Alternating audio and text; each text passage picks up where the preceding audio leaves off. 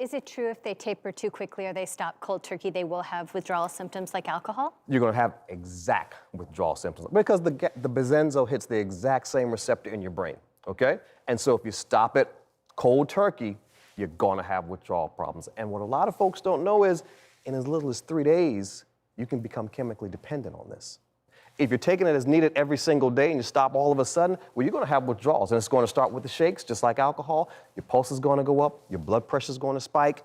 Once that blood pressure spikes, you're going to start having seizures. If we can't control them, you're going to die. I think, to me, one of the big dangers of this class of medicines is you can take one dose and become emotionally dependent. Yes.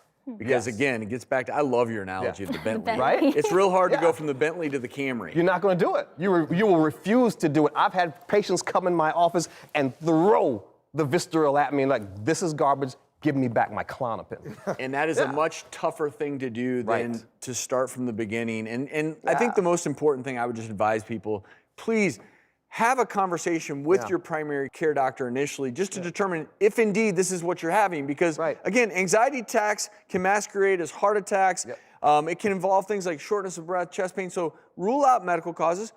And your doctor may be able to manage it with you. Right. If not, talk to a specialist. Try to, if you can, avoid the benzodiazepines. Right. Last resort, if you need to go for a ride in the Bentley, Go for it. It's all, in case of an emergency, you can But- break that glass. Yep. But Dr. I think it's so important to just mention, to be so careful about not combining.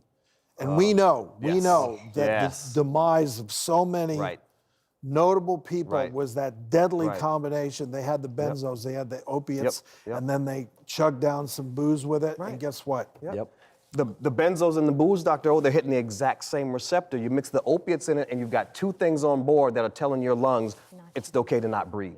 It's a problem. There's nothing minor about Dr. Ish Major. Thank you, sir.